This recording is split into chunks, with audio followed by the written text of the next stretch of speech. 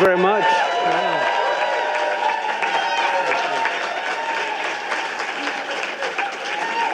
Thank you very much, Miriam. I don't know if you know it, it's a great lady. This is a great lady. This is a great one. Thank you, Miriam. Thank you very much.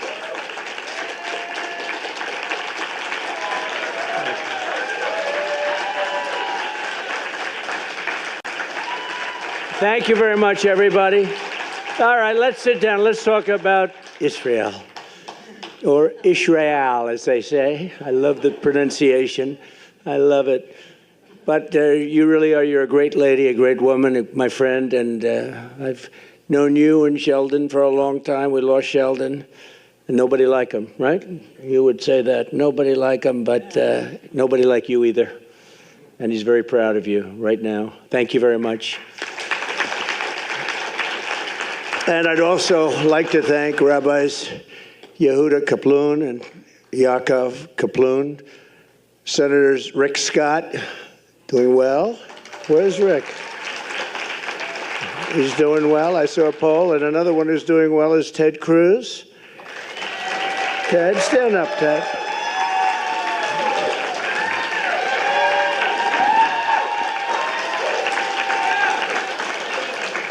Thank you, Ted. Thank you. And Lindsey doesn't have to do well because he's got another few years to go before he runs. It's something nice about that. But Lindsey Graham is terrific, terrific guy. Bill Haggerty, who's fantastic. Bill, thank you very much.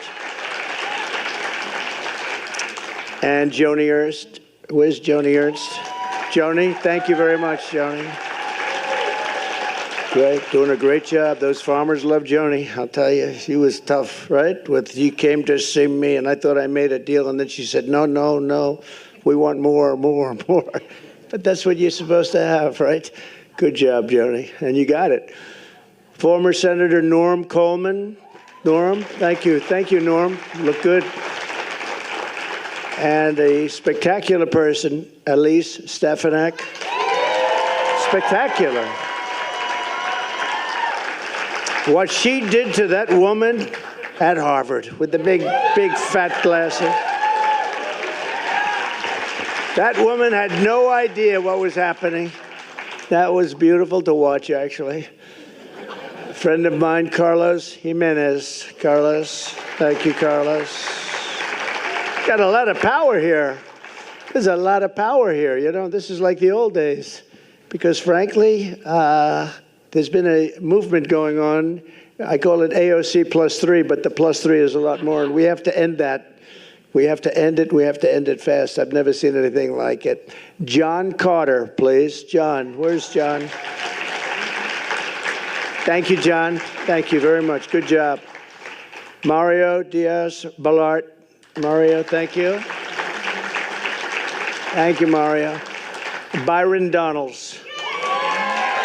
Boy, he's a popular guy. He is, and he's a great guy with a great future. Good. I didn't see you back there. You didn't. He has so many pictures with me. He didn't need a picture. He doesn't want another picture. Ronnie Jackson. What a great guy. Think of this. He was an admiral, a great admiral, respected by everybody. Then he became the White House doctor, took care of maybe Bush a little bit, and Obama, right? And then Trump. And they asked him, who's the most healthy of the group? And he said, not even a contest. Who? Trump. Trump. In fact, he said Trump would live for 200 years if he didn't eat junk food. I don't know if I like that, but that was okay. Great doctor. And now he's a really popular congressman, and he's our friend. And when I had a little ear problem, he was there. He literally came from Texas, and he did a great job, and I appreciate it very much, Ron. Thank you.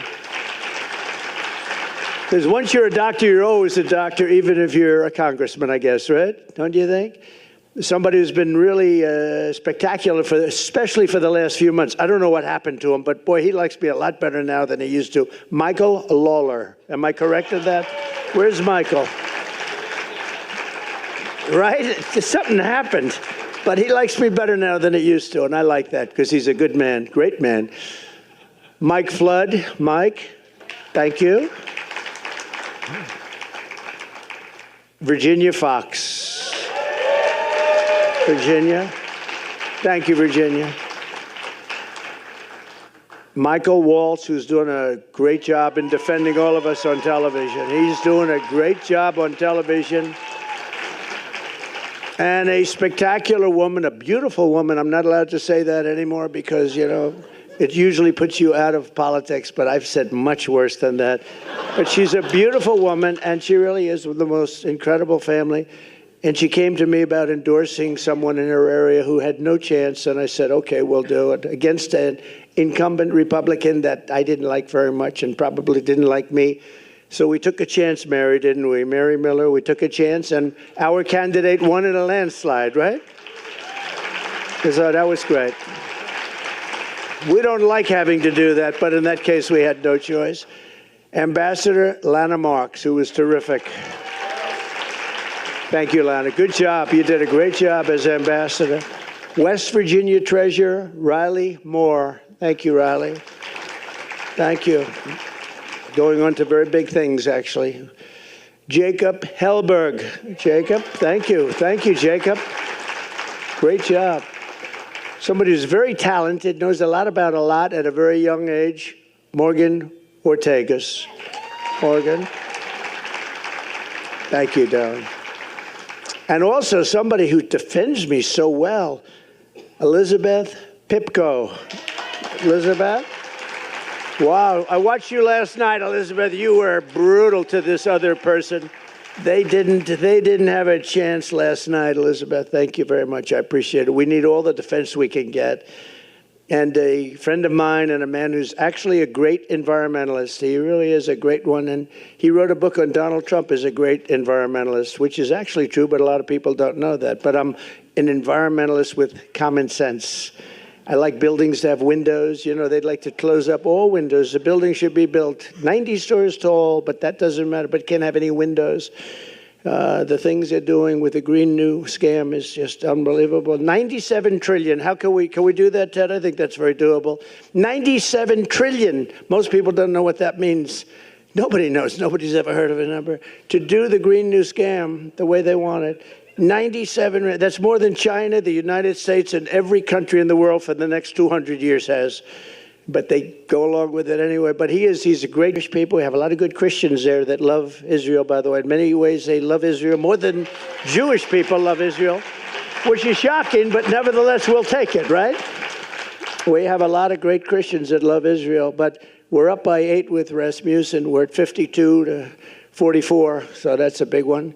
And we're up by 11 with independents in Rasmussen also. Just came out. That's a lot because, as you know, Rick Scott, we were talking about it a little while, and independents are very important. And when you're up by that number, that's a pretty good thing.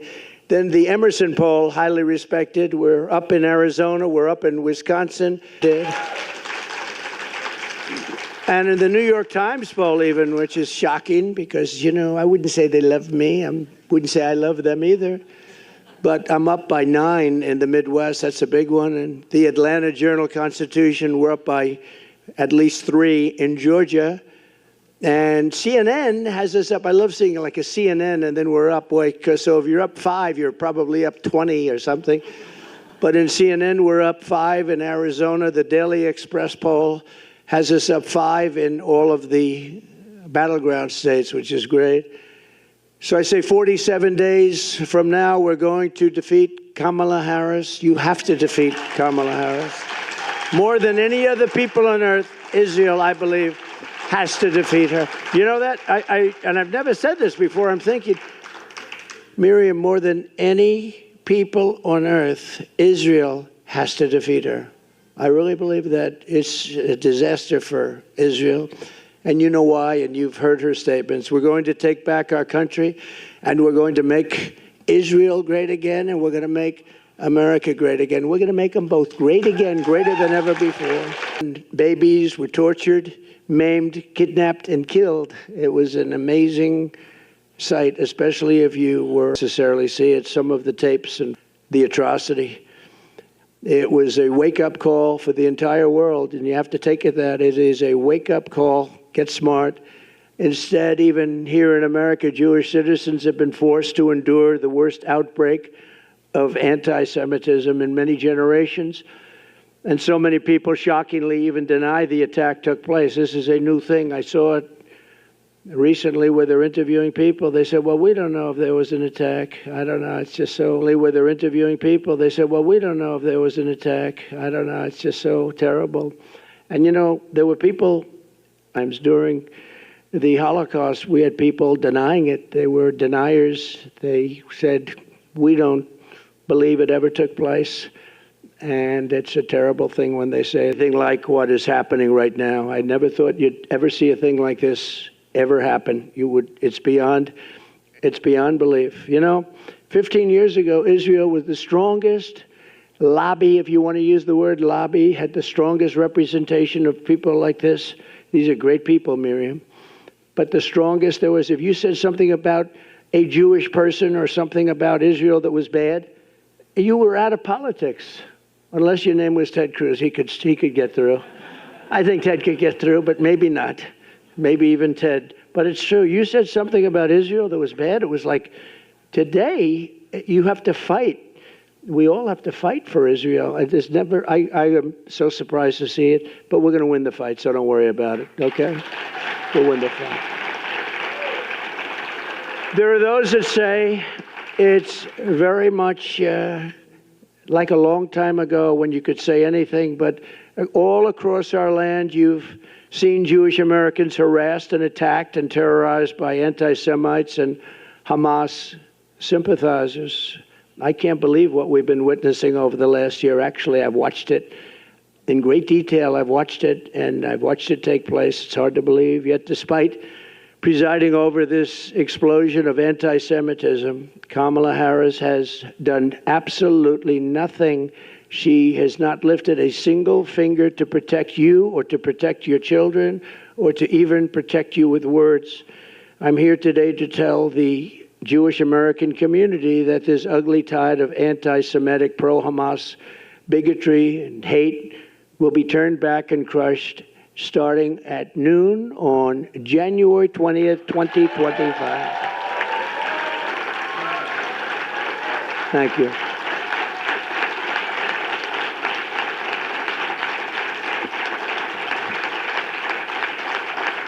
Thank you.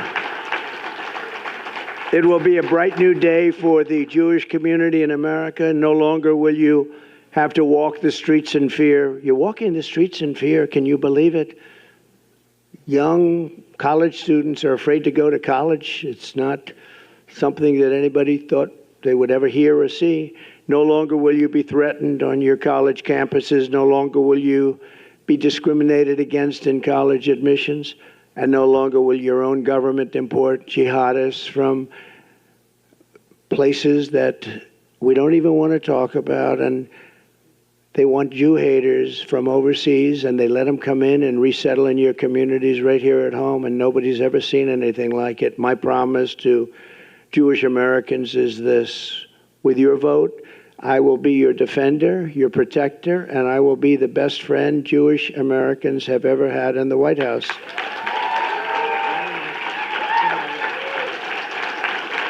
You know that. Thank you.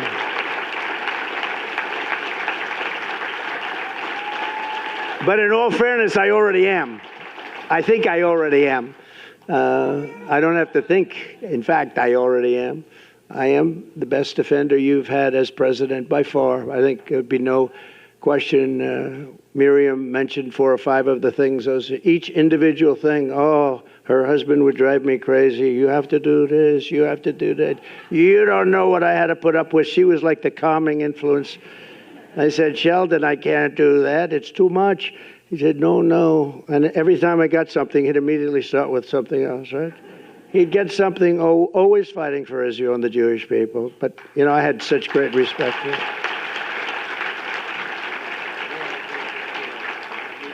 It's true, though. She had to sometimes tell him, calm down. You just had a big victory. Let's celebrate. No, we have to immediately start. Let's see if we can do Golan Heights. How about Golan Heights? They've been trying to get it for 72 years. I got it done in about 15 minutes, okay? So.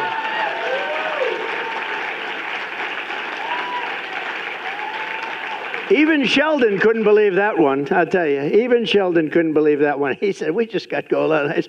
They didn't even ask for it. I actually gave you that one, you didn't ask for it, but I thought it was important. Ground zero for the outbreak of the anti-Jewish hate under Kamala Harris has been our college campuses. At UCLA, a few months ago, Marxist thugs dressed up like terrorists and created, quote, Jew exclusion zones, blocking Jewish students from entering parts of the campus. Can you imagine that? A week after the October 7th attack on Israel, anti-Semites at Miami University in Ohio sent Jewish students and staff an email that said, quote, the best Jew is a dead Jew, end of quote. This is stuff that's not even thinkable. And the colleges do nothing about it, too. Most of them. At Baruch College, a mob of Hamas supporters targeted a group of innocent Jewish freshmen at a welcoming dinner, shouted slurs and mocked them for the death of Jewish hostages in Israel. At Princeton University, radical activists displayed the Hezbollah flag very proudly. At Columbia, you watched that along with everybody else. It was terrible. They took control of the school buildings, these magnificent buildings. They beat the hell out of them, by the way. And the campus became so dangerous for Jewish students at the university, rabbi told them, please go home, go home. A Yale professor called October 7th an extraordinary day. It was a great day, he said. A Cornell professor said that these heinous attacks were, quote, exhilarating and energizing to everyone. Kamala Harris said that the radical demonstrators on college campuses were, quote, human emotion should be this way. This is her message. This is somebody that's among two people. So we started off with 350 million. Of course, we really don't know how many people we have in the country anymore. They're coming in so fast at the border. Many criminals, many from jails, prisons, many from mental institutes, from insane asylums, terrorists. They're pouring in at levels we've never seen before. And she was the border czar. She now says she wasn't, but she was still in charge of the border. She's the one that did it.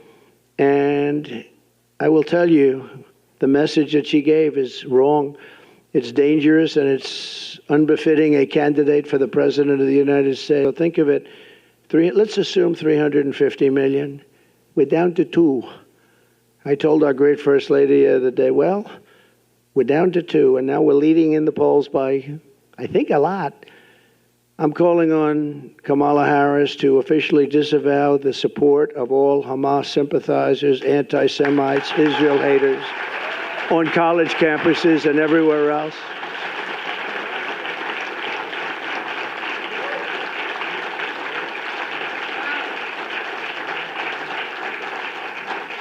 So I'm calling on her to do that, just disavow.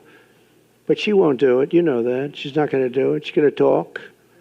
She's going to talk about nothing, talk about the weather.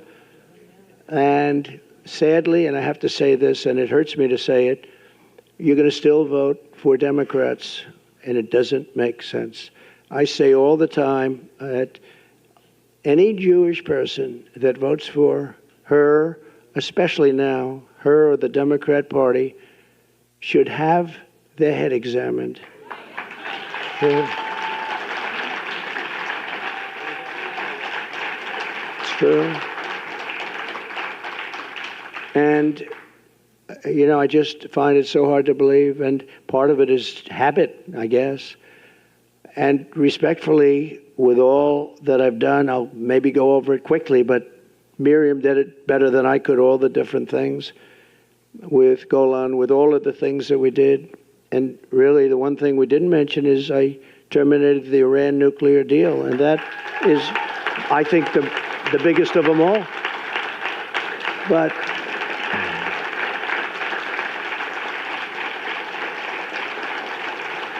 thank you. The problem is we could have had a deal, any deal we wanted. Michael knows that better than anybody. But Biden and Harris, and nobody knows it. You know, when you say Harris, people say, who's Harris? You have to say Kamala, because nobody knows who the hell Harris is. That's her last name. But nobody knows it. Isn't it weird? How's Harris doing? Who the hell is Harris? How's Kamala doing? Oh, isn't it as weird? I never saw anything like it. So we'll just call it Kamala. But you really, when you think about it, it's amazing that you're such nice people, because a lot of people wouldn't allow that to happen. We're joined today by several dozen Jewish American students from colleges across America. Thank you all for being here. And here is what I will do to defeat anti-Semitism and defend our Jewish citizens in America. My first week back in the Oval Office, my administration will inform every college president that if you do not end anti-Semitic propaganda, they will lose their accreditation and federal taxpayer support.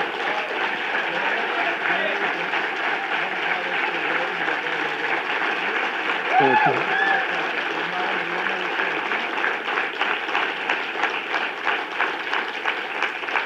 Truth is, you don't have to do much after that. When you do that, it's going to work miracles. Please sit down. We will not subsidize the creation of terrorist sympathizers, and we're not going to do it certainly on American soil. We're not going to do it anywhere. Next, I will inform every educational institution in our land that if they permit violence, harassment, or threats against Jewish students, the schools will be held accountable for violations of the civil rights law. Very important. Jewish Americans must have equal protection under the law. They're going to get it. At the same time, my administration will move swiftly to restore safety for Jewish students and Jewish people on American streets. Jews have been beaten on their way to synagogue in Los Angeles just recently, beaten on their way. Jewish American businesses have been vandalized, yet once again, the Harris-Biden administration has done absolutely nothing about it, doesn't even comment. Here in Washington, radical Hamas supporters tore down the American flag in front of Union Station, set it on fire, and hoisted the Palestinian flag, while police officers and they were spray painting at police officers and at the beautiful monuments surrounding the area and the flag, lions, people. And it was being in the construction business, this is a stone, it's limestone, that when you spray paint limestone, you'll see it in 100 years. They can take it off, but they can't really take it off. You'll see everything that they said in 100 years. It's a very porous stone. And what they've done is unbelievable. But I don't see them getting long sentences in prison like happened to other people. I don't see them even being approached or attacked in any way. They allow them to do it. But watch those limestones. I looked at them the other day, and that stone just sucks up that paint. It goes deep. You're going to see it in 100 years from now. Kamala Harris, let them go. She said, let them go. I will end this political violence and harassment once and for all. You know, when I was president, we had a moment where Washington was, in a sense, being attacked. They were trying to pull down statues, and I pulled out about an 1897 statute, very important, and it said that anybody touching, ripping down, or even trying to rip down a monument or a statue in the Capitol or anywhere else in the land up to the president will get 10 years in jail.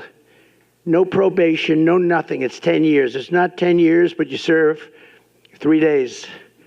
It's 10 years and you serve all 10 years. You couldn't get a thing like that passed today, I don't think. What do you think, Ted? Not too easily.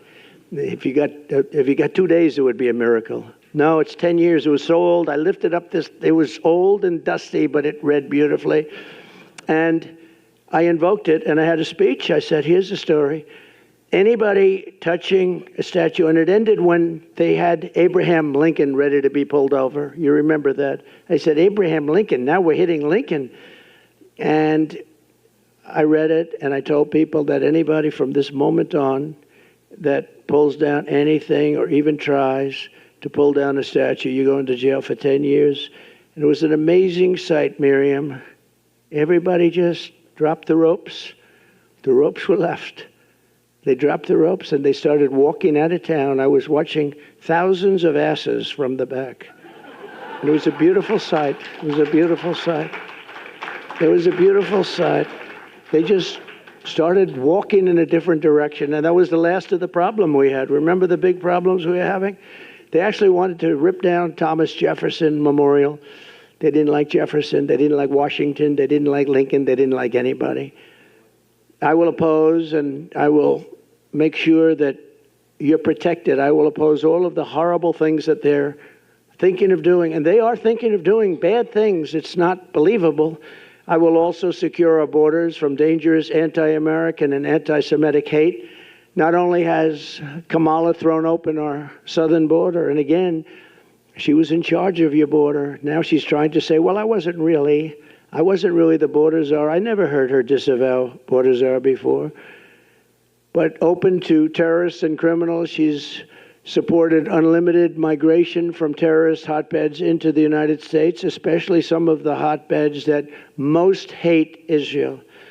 Under border czar Harris, armies of foreign Hamas sympathizers now march brazenly through our cities. They're literally marching in our cities, and they came from some very vicious, violent parts of the world, and they do not like Jewish people, and they do not like Israel, and they've let that be known, and we are not going to tolerate it. I will not let what happened to Paris, what happened to London, and what's happening to them, too, by the way. That's not over. What happened to Brussels happened here in America. It's not going to happen. We will deport the foreign jihad sympathizers and Hamas supporters from our midst. We will get them out of our country. I will ban refugee resettlement from terror-infested areas like the Gaza Strip. And we will seal our border and bring back the travel ban. Remember the famous travel ban? We didn't take people from certain areas of the world because I didn't want to have people ripping down and burning our shopping centers and killing people. But we're not taking them from infested countries. We will quickly rebuild the greatest economy in the history of the world for Jewish Americans and for all Americans. It will happen very quickly. We will defeat inflation, cut energy costs in half, and we will have something that some people in this room would be interested in, and frankly, some won't. But I'll say it anyway because you got those television cameras blaring. No tax on tips, no tax on overtime, and no tax on Social Security benefits for our seniors. That's a good one for this room. This room likes that last one. And to help Americans who are buried in crushing credit card debt under the Kamala Harris economy, we will have a temporary 10% cap on credit card interest rates because they're paying 20 and 25% and they're getting decimated. So it'll be a temporary 10% cap. But look, this is the most important election in the history of the United States, and it's also the most important election in the history of Israel. The United States election is the most important election in the history of Israel, actually, if you think about it. How crazy does that sound? But it's true. With all I have done for Israel, I received only 24% of the Jewish vote. Now think of this. I really haven't been treated very well, but that's the story of my life. It's true. Think of it. But I understood that because I wasn't really tested. I wasn't a politician, and I won, but I understood that. And then I became president and was the best president ever for the people of Israel and for Jewish people, the best president ever. And I did more for them than any president has, and probably any president can do or will do, other than the current situation that's coming up, because I have a feeling that maybe that's going to be more than anything that was even done in the past, if you want to know the truth, because I think Israel's in big trouble. But I gave them, as Mir said, Golan Heights. I gave them the Abraham Accords, which is amazing. Nobody thought that was possible. 4 strong, powerful countries signed. Think of it. I would have had every country signed. I might have even had Iran signed, okay? As crazy as that sounds. You're kidding. You know that, Michael. I might have even had that. But we had peace in the Middle East. When I left, we had peace in the Middle East, but I had the Abraham Accords. And it was something that if Obama had done it, that would have been any prize, you named the prize, but they would have had every single prize ever devised by man. I did it. Nobody said a thing. And that's okay. I do the right thing.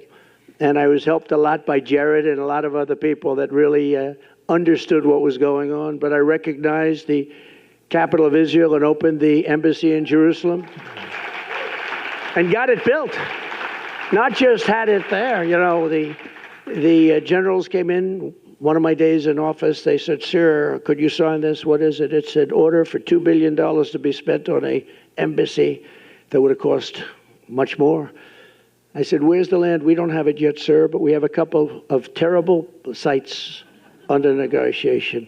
I'm good at real estate. These were bad locations in Jerusalem. I said, "Do we have anything? Let us look, sir." And they do. They had a site that was better than anything we had, a much better location. And we have it for nothing. So far, I'm doing a good job. Then I said, "Is there a building on it?" "Yes, there is, but it's not in use." I said, "Is it structurally sound?" "Oh, yes, very strong, very structurally sound." "Is it setback?" Because you want setbacks for embassies for things called bombs. "Yes, it's setback, and it's on high. It's one of the best locations." I said, "So we have it." So I dealt with David Friedman. I said, "David, how much would it cost to renovate the building? Give me a good price." And he came back, said $400,000. I said, "David, that's too low." This is the only time I've ever said this. Usually I say, "It's too high, cut them in half." This time I said, "That's crazy. From $2 billion, think of it, to $400,000. And I said, "That's too low, we got to spend more." And we ended up spending a little bit more than that, very little. And a friend of mine has, a couple of you have heard this, Jerusalem stone in his office building. And every time I walk by the elevator bank, he says, "Look at this stone. It's Jerusalem stone, so expensive." And I said to him, very successful guy, very rich guy, and he was complaining about the price. "It's Jerusalem." But every time, after 20 times, I say, "Don't tell me it's Jerusalem stone again." Right on the elevator bank, beautiful stone, Jerusalem stone. So I'm there, and I say, "Listen, by any chance," talking to one of the contractors, I said, "Do you think you could use Jerusalem stone? Is it expensive?" "No, it's cheap as hell. We're in Jerusalem." And we built the whole building out of Jerusalem stone. And we did it very inexpensively, got it opened in about 4 or 5 months. You would still be talking about your $2 billion building, Ted. That building would be under talk for about 5 more years, and then they'd spend $5 billion and it would look like hell. This building is better. You'll never do better. Someday they'll rip it down and do some monster. But I was very proud we got it built. And most importantly of all, in my opinion, because I asked, what's the best? Golan Heights, is it? Is it Jerusalem, the capital, moving the embassy and all of that? What is the best? What's the best? Is it the Abraham Accords? And some friends of mine that are very smart, no, not even close. The best thing you ever did for Israel is you terminated the Iran nuclear deal, which was the worst deal ever made for Israel or for any country. That was the best. That's true. That was more important. Remember, that was more important than any of the other things, of the many other things that we did. The problem is that Harris, Kamala, and Biden did absolutely nothing with it. You could have made after the election, which we had a very bad thing happen with that election. Think of it. If that election were proper, you wouldn't have had Russia attacking Ukraine. You wouldn't have had October 7th, would have never happened because, as you know, Iran had no money at that time. None, zero, nothing. They had no money to fund. There were stories about it, that there was no money for terror. You wouldn't have had inflation. You wouldn't have had that horrible leaving of Afghanistan in such a way, not the leaving because we were ready to leave. We would have left before them, but we were leaving with strength and dignity. That was the worst. I think it was the lowest day, the most embarrassing day in the history of our country. Because of that, probably that's why Putin went in. He would have never gone in with me, though. But all of these things, and on top of everything else, I gave them more than $20 billion, Israel. And I said, when I did it, I said, I'm the best friend they ever had. And still, in 2020, so remember, I got 25%. Now I did all of these things, and I got 29%. Think of it. So I wasn't treated right. But it's not me that's been treating badly, it's Israel, because you can make a big difference in the vote. You're going to be a big factor in the vote. I will say places like Miami and different places were great. But honestly, I went from 25 to 29, and based on what I did and based on my love of the same love that you have, I should be at 100. I should be at 100. But let me give you the bad news. A poll, I just told you how good the polls are, but we need every vote we can get.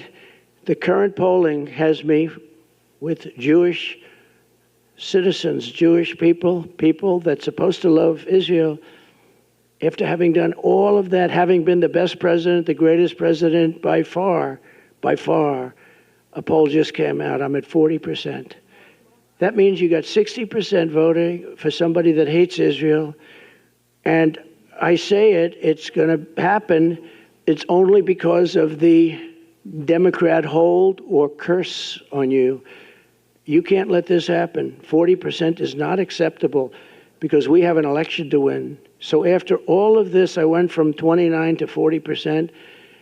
And people that are smart said to me, friend of mine Jewish, friend of mine loves Israel, loves everything about